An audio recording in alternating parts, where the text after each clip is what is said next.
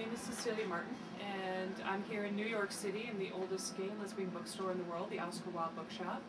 We're on 15 Christopher here in the Village, and I'm the manager of the store, and I've worked here for, about 4 years now, and it's my privilege to sell literature for the LGBT community, not only here in New York City, but worldwide, because we get lots of international visitors to us.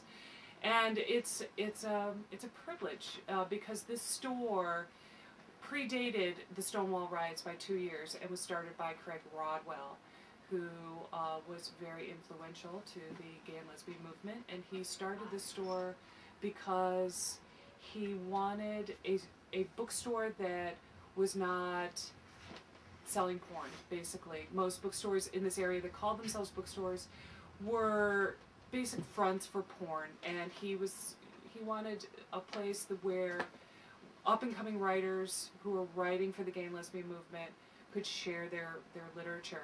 And in 1973 he moved here to our current location, which is here in the heart of the Village and is a block away from the famous Stonewall.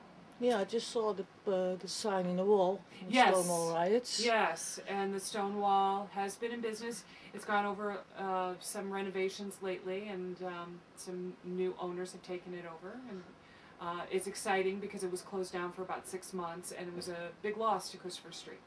And do you have any books about the riots? We have two very good source books about Stonewall. One is by Martin Duberman. It's an older title, and it actually only profiled a certain amount of certain people and went through their stories. And one of them was Craig, who owned the store originally. Okay. And then there is the newest book by David Carter, also called Stonewall, and that came out, I believe about 2 years ago. And he did an extreme amount of research, and it's a little bit more academic. But the research he did research, I believe, for over 10 or 15 years, interviewing survivors from Stonewall, looking through old pictures, and making sure it was as accurate as possible as anyone can remember a drunken night in 1969. Yeah. Are there more films or documentaries? There's two documentaries. One is called Before Stonewall, and one is called After Stonewall. And there was a movie that is called Stonewall, and is loosely based on Martin Duberman's book, but it tended to satirize it as opposed to being historical.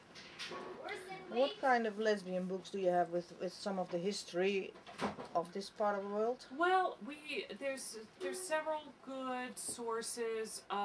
There's a new one called Different Daughters by Gallo, and it's about the history of the daughters of, I'm always saying it wrong, Bilitis, and Bilitis. Yes, and it's the most current book, and she interviewed survivors, and it's an excellent source.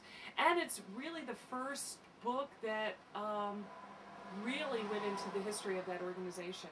My favorite is the Jane Lawless series by Ellen Hart. Can you show me one? Sure. Show you The Killing Cure. And this is part of a series. Jane Lawless is in Minneapolis, and she's a chef, and inevitably it's kind of like Murder, She Wrote. Someone always ends up dying around her, or some mystery always happens that she tries to figure out. They're a little bit lighter, kind of like the American TV show Murder, She Wrote with Angela Lansbury. Yeah.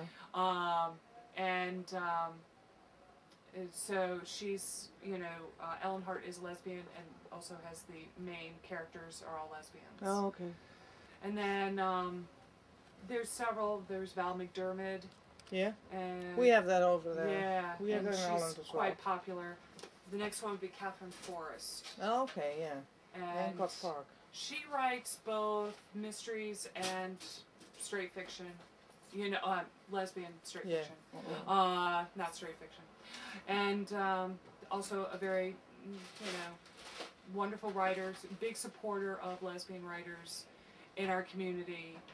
I think women they do tend to buy the fiction, and they do buy the nonfiction. I think they want to also know about the history of the movement. I think they I think they're pretty much well read all around. Yeah. You Okay. know. Okay.